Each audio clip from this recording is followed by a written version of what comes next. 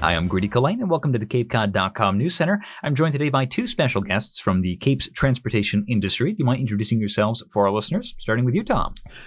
Thank you, Tom Cahir, and I'm the administrator for the Cape Cod Regional Transit Authority.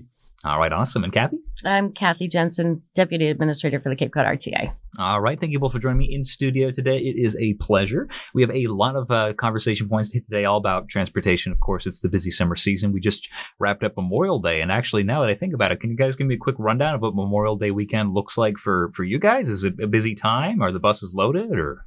Well, yeah, it's a very busy time. It sort of unofficially kicks off our summer, and obviously the Cape Flyer is our baby, and that's the first weekend. And, Kathy is responsible for all the planning and all the efforts surrounding that effort. So maybe you can talk about the Cape Flyer. Or...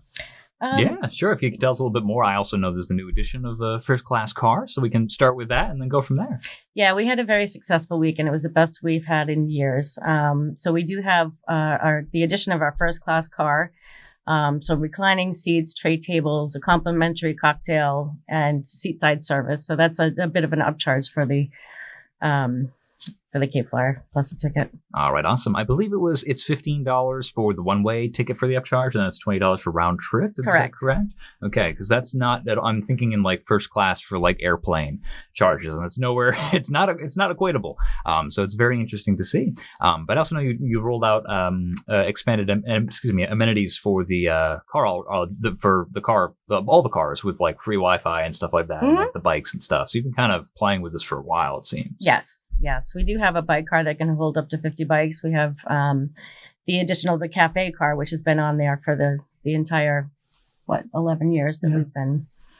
I think another important factor that she probably would get to, but we've learned a lot over the years. Kathy's vigilance in paying attention to every aspect of what's good, what isn't good. We talk on Mondays about what worked well, what we can improve on. And we've learned over the years that the month of June is usually very slow because kids are still in school. Folks are going to high school tournaments and proms and the like. So our ridership has always been somewhat slow from after Memorial Day to the 4th of July. So Kathy suggested some time ago, a year ago now, that we go to a $10 round trip during the month of June, which is an incredible bargain when you think about it, from South Station to Hyannis for $10 round trip. And that's in play this week and for the next 3 or 4, right, Kath? Mm-hmm. All right, that's awesome, definitely. Yeah, it's really interesting to think about how many industries are going to have to kind of compensate for like the huge swell in population and activity for Memorial Day weekend, and then just nothing for a little while, and then all of a sudden back into full swing. So that is really interesting to hear how you guys handle that. So yeah, definitely very appealing, the $10 especially. While we're on the topic of transportation as well, I hear you guys have been expanding a little bit the SmartDART program, which has got some new and exciting stuff added to it. Tom, do you mind just telling us a little bit more about what the program is in general, but then what the new additions are? Well, we provide a great number of services already across the Cape. 15 towns, 400 square miles. We have 7 fixed route services, which run essentially on the hour. We have a Boston hospital bus that goes to 18 or more Boston hospitals 4 days a week. We have what is known as a DART service, which you call us 24 hours ahead of time. We'll come and get you, take you to your destination. And we have about 650 people a day who utilize that. But some time ago, we thought with the advancement of technology in our industry and microtransit becoming a buzz phrase, we developed in-house an app that you can summon one of our vehicles and we'll come and get you within hopefully a half an hour. That's the goal. And we'll take you to where you need to go within the town that you live in. We're going to have, that's the new wrinkle that's exciting.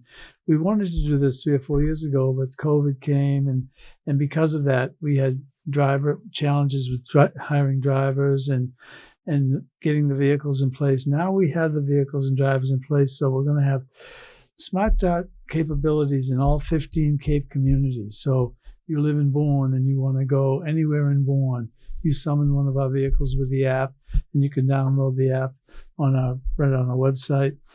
And that some of the towns in the Lower and Outer Cape, Truro, Wellfleet, Eastham, Provincetown, they're smaller in area, but we're still going to have that SmartDART capability exclusive to those communities. and Bourne Sandwich, Yarmouth, Barnstable. Those are big towns, so we've got the number of vehicles necessary to go.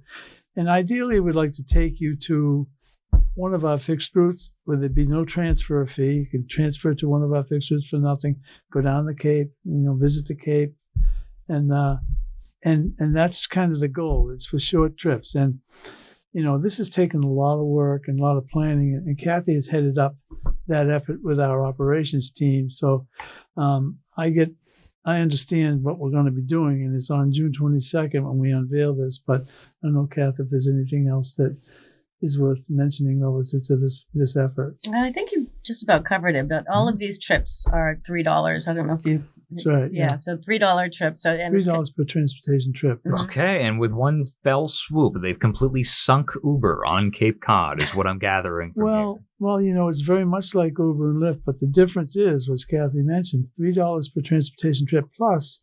Safety is the CCRTA's highest priority, and our drivers are trained extensively to be able to handle any kind of issue that might arise. Mm-hmm. Periodically, you hear about Uber and Lyft drivers where there's an incident that's a heinous crime or something that goes on. That won't happen on our SmartDART. So it's different, it's convenient, it's efficient, and it gets cars off the roads of Cape Cod that were never built to accommodate the volumes they have to do, not only in the summer, but year-round. Mm-hmm. Mm-hmm. Yeah, the Sagamore Bridge designed for the Model T is what I'm gathering at this point now, having to go over myself more often. With the Cape Flyer and this expansion, and then, of course, your fixed route services, have we reached the point where you think that someone could come and have a vacation on Cape Cod without ever needing a car?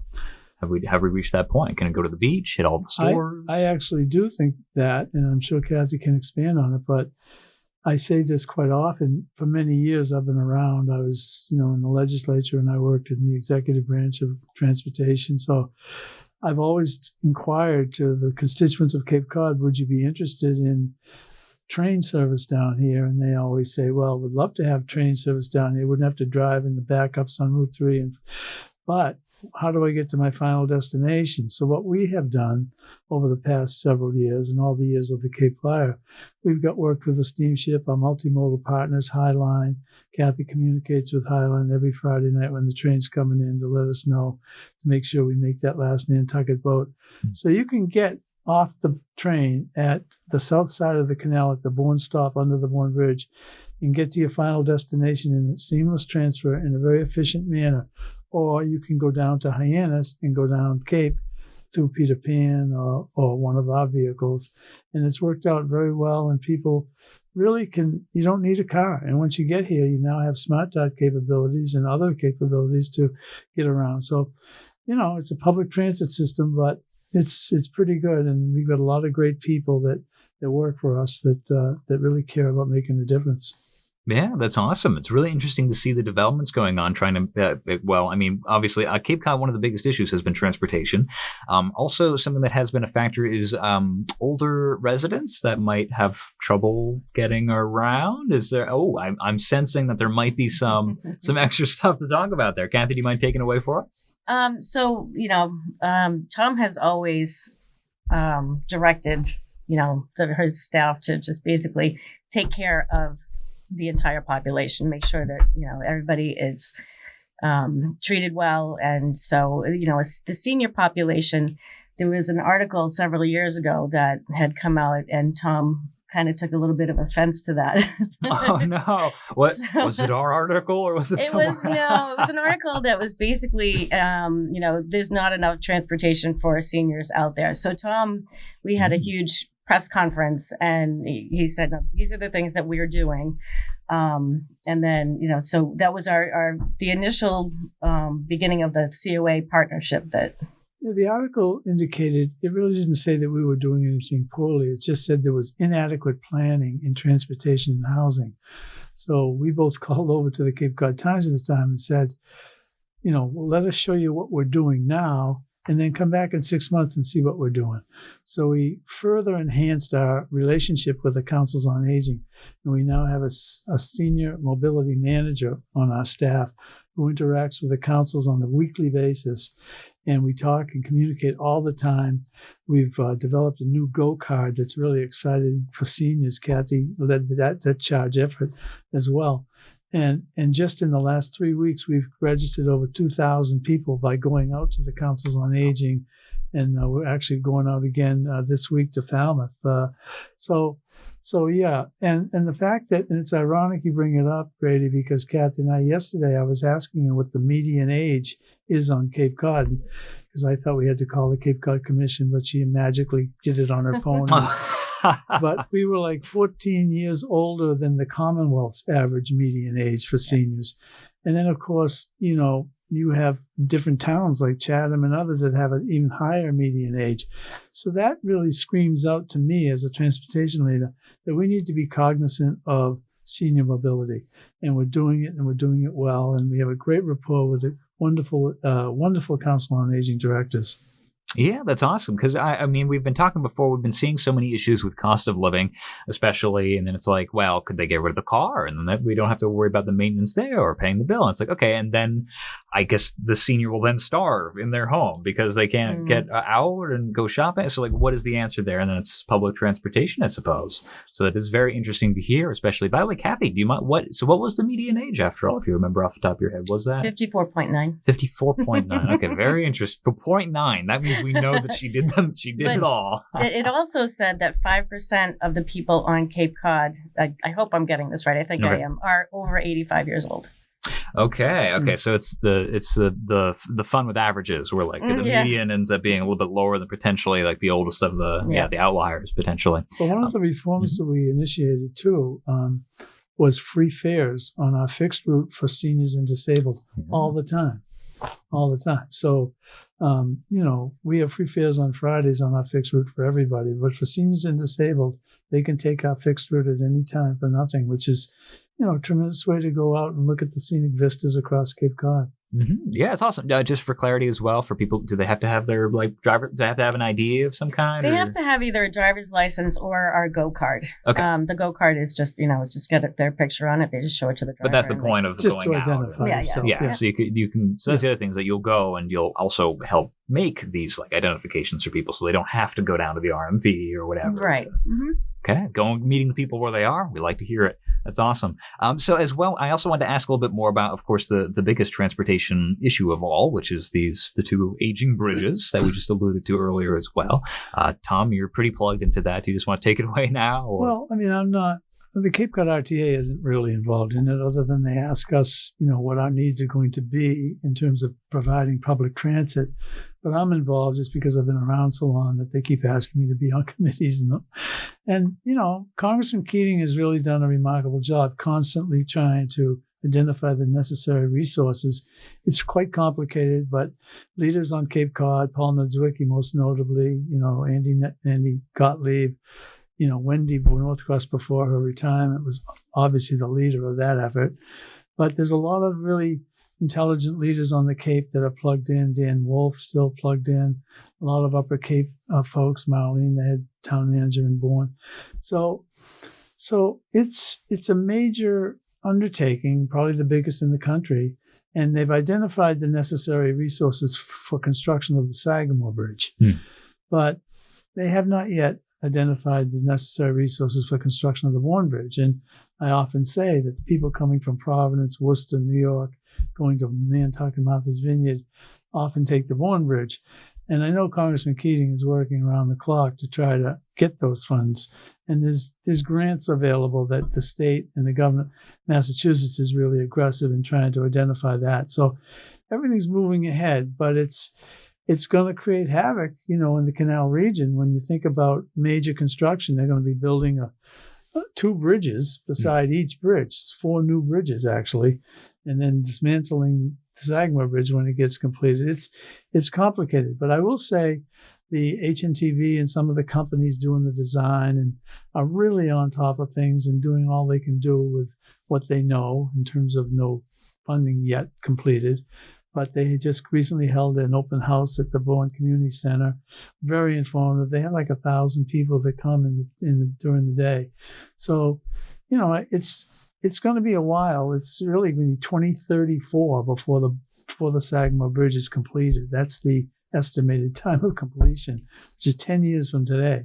And Bourne is not yet even there yet. So you got to stay tuned and make sure you provide input at the opportunity, various public hearings and whatnot. But everyone that's involved in it is trying to really do the right thing and making an effort and recognizing the tourism and economy is critical to Cape Cod's future. So we've got the Cape Cod Commission. We've got a lot of great people here. So I'm confident things will continue to get better. Yeah, it's good to hear. I mean, the amount of money that's required now puts it in the same competition sphere as like with the Golden Gate Bridge, as it turns out. And now we have, of course, Rhode Island's Washington Bridge that has succumbed to various age as well. So it's kind of like almost like the ghost of Christmas future, just one state over. But also it's like, now are we going to have to compete with them for funding? Like there's so many questions surrounding that. And then you hear about the Scott Key Bridge in Baltimore that recently. And people get concerned that this bridge is almost 100 years old, and every other week it seems they're closing lanes for construction. So there's reason for concern, but I know that Army Corps is continuing to maintain it adequately. And, I just think that hopefully Congressman Keating and others in the delegation will continue to, resolve the funding matters. Mm-hmm. I know it's annoying to all of us who have to go across the Sagamore-Bourne Bridge, but really, if we didn't have the lane closures as often as we did, then it would be probably something to worry about, because that means that we might not know whether or not there's any kind of major catastrophe waiting. But yeah, they are routinely taking care of it. So as well, it's the Cape and Islands region, it's the CCRTA, but. No, we're not the islands. Oh, I'm sorry. Just Cape Cod. That'd be a really impressive bus to go across. Both islands have their own RTA. But have you considered? Would you like to see expansion down Route 3 at some point, or would you like to see Plymouth and maybe even up further as part of the service sphere, especially with Cape Flyer being primarily to South Station and back again? Would you like to move up the coast? Well, the Cape Cod Regional Transit Authority is one of 15 in the Commonwealth. It was created in 1976, where Chapter 161B created 15 transit authority. Well, at the time it was 12, but they've expanded to 15. And we each have our own jurisdiction that we're responsible for. And we interact on a regular basis with MARTA, the Mass Association, so that we communicate with our colleagues. And we make arrangements. Kathy does it all the time. If we have to connect with another RTA for a connection point, we do it in Wareham, we do it in Plymouth. So realistically, I don't think the nature of the regional transit authorities are to expand beyond. Although the Mass MBTA is now 176 communities, and the rest are RTA communities. And I will say the legislature is paying more attention to the importance of those regional services because, we're not MBTA towns, but those folks still need to get around. So I think the makeup is fine with 15 of them. And our jurisdiction is 400 square miles roughly in 15 towns. And we've got a good handle on it. We know people in every town. We have a board member from each community. So whenever there's an issue, they usually call Kathy and I sit down and we talk about how to address it. And it's worked well for us. I think I'm so proud of our RTA and the people that work here for us because they're just amazing what they do and the good things that we do. And you, Grady, for allowing us to come and talk about some of our new services. It's really a help to us. Yeah, between the free fares and the SmartDART and then the first class stuff, a lot of interesting things going on with the CCRTA. So I did want to ask, so there's you've before spoken about the Bourne and Buzzards Bay area in recent years has really blown up. And so that is kind of it's a weird regional zone because it's it's off Cape, but it's not really off Cape. And then Buzzards Bay is kind of its own. Yeah, it's Bourne. Yeah. So that's kind of where I think a lot of interesting stuff has been happening with the Cape Flyer. But what is do we have routes around there? Do we need more? Do you see SmartDART upticks around that area? What's that zone? I do see. It's a little bit complicated and technical to explain, but we've been trying, not us necessarily, but we've been supportive of the town of Bourne, who has been trying to get commuter rail extended from Middleborough to Buzzards Bay. Mm-hmm. It's 18 miles. The welded rail is already in place, can accommodate 69-mile-an-hour trains. Our Cape Flyer runs on it, but commuter rail doesn't. And Bourne has actually joined the MBTA and is subject to a local assessment, an MBTA local assessment, and they don't have any service.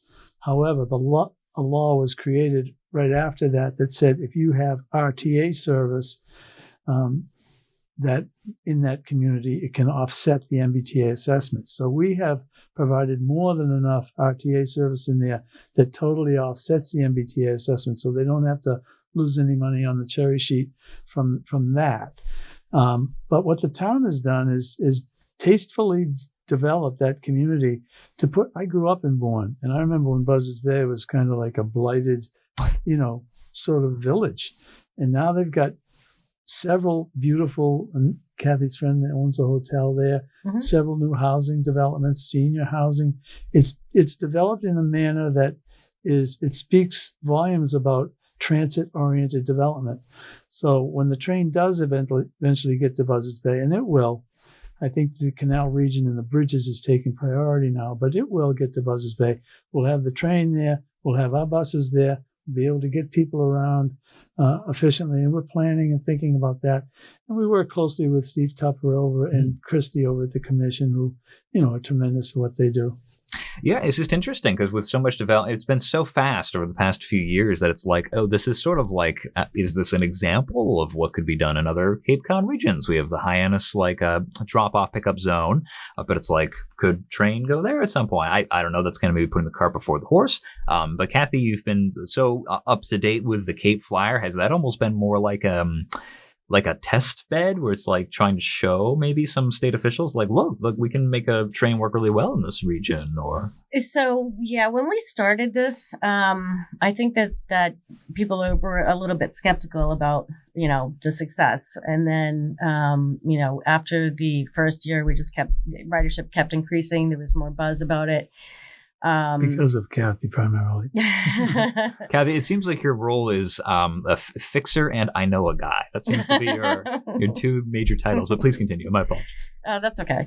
But yeah, no, the Cape Flyer has been extremely successful, and that is one of the things I think that perhaps started the whole. Well, maybe not started the whole commuter rail to Buzzards Bay. And take the credit. We're here on Sunday. We're here on Sunday Journal. It's totally no modesty here. Well, the problem is, and I don't mean to interrupt her because she's wonderful, but the problem here is, and she fields calls all year long about this train is great. Why don't we have it during the week? Why don't we have it year round? Why can't we have Cape Cod to Boston? That next question was going to be, have you thought about? We get that question a lot, but the big thing here is, once you cross the canal, once you're on the south side of the canal, the infrastructure for rail is insufficient for any kind of high-speed rail. There's restricted speeds. It's Class B freight restricted speeds. Yeah, 25 miles an hour. Yeah, right. And 25 miles an hour, but not just trash. It's just the quality of that track is not good. And so the state owns it, and they take care of it, they maintain it, but there's no passengers going over these trains every hour on these roads and crosswalks. So in order to ever have commuter rail on Cape Cod, it would require an infusion of tremendous amount of tax dollars and all new infrastructure. And I know that there are several legislators that are filing bills to even contemplate that or study it further. But having been involved with rail Cape-wide and statewide for a long time, that's a significant undertaking. So the Cape Flyer is fine. It puddles along once it gets over the canal. It moves swiftly to Buzzards Bay. I mean, we never get complaints necessarily about how long it takes from South Station to Hyannis, but we've always wanted to keep it under 2.5 hours. Right. And no one ever complains to me, and I'm there every Friday night in Bourne meeting passengers because we have about 40% of our passengers get off the train in Bourne on Friday nights and then the weekend too. And the rest come on to Hyannis where Kathy, deals with Highline and some of the boats. So in terms of commuter rail, we get those questions now because people would love to have it. But if you got an extra couple billion around, we're starting to find money for the Bourne Bridge. So I don't know about commuter rail anytime soon. Might be tough. So it is interesting. I mean, 2.5 hours is the goal to keep it under. It's 2 hours and 18 minutes. 2 hours and 18 minutes. And I've never heard anybody complain about the duration of the trip. Well, it's 2 hours and 18 minutes that you don't have to drive. Correct. So Correct. that is relax. priceless. Have a cocktail, have a snack. Mm-hmm. It's true. I mean, or coffee. Yeah, there's no other train that I'm aware of around that has alcohol on it. We have beer and wine. Well, we And- talked the other day, but I was really surprised. I was like, surely there's no alcohol on the train. Kathy's like, no, you get a free drink. And I'm like, oh, I was unfamiliar with. But I was concerned at the outset, and it's hard to believe Kathy and I have been working on this thing now for 11 years. And it's hard to, when I first thought about it, I was pretty adamant, let's keep this under 2 hours. But you're right. No one has ever, and I've met thousands of people getting off that train. No one has ever said anything other than, thank you, what a great experience. The scenic vistas were beautiful. Going over the canal was exciting. Yeah. Nobody cares. They're happy to be on Cape Cod. It's a much more of a happy atmosphere, a vacation or a tourist kind of atmosphere than like the commuter rail. So, yeah, interesting stuff. Have you? So, would it take more infrastructure or rail? Like, have you thought about changing around or adding those schedules for people who might be interested, like they're Cape Codders who want to head to Boston? Because right now you have to catch it kind of late. You might need to stay a night in Boston. Exactly. So we actually have requested for a few years an additional trip on a Saturday that would bring Cape Codders up to Boston. But there is the people that control the railroad bridge who just have denied that request. Yeah, we made a very cogent argument about people going up to a Red Sox game, want to come back at night. Museum of Science. Museum of Science. For intellectual folks. For the people of separate persuasion. But you're right. I mean, the other thing people need to realize is the Army Corps controls that train bridge, and their first priority has always seemed to be the marine traffic. The boats that go through the canal. And so and that's another thing with commuter rail, hourly boats, trains coming out, those are things people don't really realize, but that's a big issue. Fortunately, Kathy's developed a great rapport with the folks over there, and the bridge has never been a problem for us. It's always ready to go down on Fridays and Saturdays and Sundays. But that's a limited amount compared to what folks would need if we had these extra trains going back and forth. Yeah, because then it would be spending the majority of its time down at that point, essentially. And right now, I think it spends most of the time up. Yeah. So. And the MBTA, still has a role. We pay the operating cost. That's why it's our train. And we market it. We do all the good work that makes it successful. But the T has been a good partner, and Kathy talks to them, daily, every day. And she had the whole train cruise down last week and up in the office lecturing them about how they need to look, how they need to talk to. And these are experienced commuter rail conductors, but they have a great respect for her and the way the trains run. So it's really been a pleasure to kind of oversee it over the years. All right, awesome. We're about coming up on time, but I also want to ask a little bit more about the just the ongoing electrification study. I know that there might not be some huge movement on that lately, but I think it was November you're expecting a report. I might be getting that wrong. No, we completed that report in November. Okay, I got my backwards years then. We completed it, but we learned a tremendous amount from it. Okay. And it gave us great guidance on how best to proceed in terms of our investment. The technology for batteries in EVs is not up to speed as far as I'm concerned. I mean, I've heard stories about buses in the winter in Northampton that can't get up a hill because of the climate. And I'm sure that that's not fair, but because they are making progress and things are developing quickly in that region. But if I have $1 million that I need to spend for a bus, I want to make sure it's getting the bang for the buck. And so we developed a 10-year strategic plan and a 5-year capital plan with a real emphasis on transitioning from fossil fuel vehicles to electric. Obviously the greenhouse gas emission on Cape Cod is higher than the rest of the Commonwealth too, so that's something transportation leaders have to be aware of. But the technology has made me a little bit hesitant to be putting a lot of our resources into EVs right away. We have 20 electric vehicles now in place, ready to go for our SmartDART unveiling. But we've also put in for some fossil fuel and some hybrids so that, we don't miss the trick. So we learned a lot. It's a good, I got sort of a cramp in my Sorry about that. But we learned a great deal from this company, and they're nationally renowned, and it's helped us a lot, so much so that the state was impressed what we did, and they hired the same company to advise the other RTAs across the Commonwealth. Yeah, it's unfortunate because it's like, well, thank goodness the technology is moving so fast. We got new upgrades and new models every year, but at the same time, it means that you buy $1 million bus and then it's out of date within 12 months. And that's what it costs, $1 million for a Gillig, a 45-seat bus, 35-seat bus, yeah. Nah, it's unfortunate. I mean, I'm in between cars right now, and I'm like, what do I do? Do I wait a year or two and see if rebates come down? Do I just bite the bullet and buy a used fuel, fossil fuel dinosaur powered car? Or it's it's a dilemma people are facing, Yeah. We spoke with AAA Northeast as well, and they talked about how there's the expansion of charging ports, but actually Paul Niedzwiecki as well was like, even the use case is different because it's really going to be more like you're parking the vehicles at the hotel and it charges there. It's not a stop that you make on the side of the road like for petrol. But also you guys, like transportation wise, it's like, well, the buses come back every night so you can charge from there. So that in theory is a really good use case, but if they can't get up a hill, then that's tough. But that's a great question, Grady. You're always plugged into the. I'm really impressed with your knowledge on pun intended on the plugged in. No, but for our fixed route services, we have 7 of them that go lengthy way, from Provincetown all the way down to Hyannis and Buzzards Bay, that we're going to require en route charging. So we're working with the Cape Cod Commission to identify sufficient locations that would accommodate that en route charging effort. And we've already got 20 or so charging stations on our campus, and we're putting some more in as they develop a faster charge, because range anxiety seems to be the overwhelming concern of people.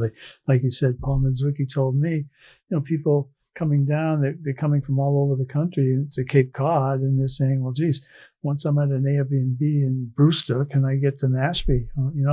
So it's a legitimate concern, but fortunately we have the commission and others working hard on that, Paul and others, that, it's all coming, but it gives you pause when you're responsible for spending the resources necessary to do what needs to be done.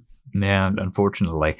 We did just wrap up Memorial Day weekend. The forecast and the estimates from AAA for Memorial Day travel was, I believe, close to 2005's record number. So we're back to pre-pandemic levels and then some. So we hit some pretty good records, but the vast majority was car.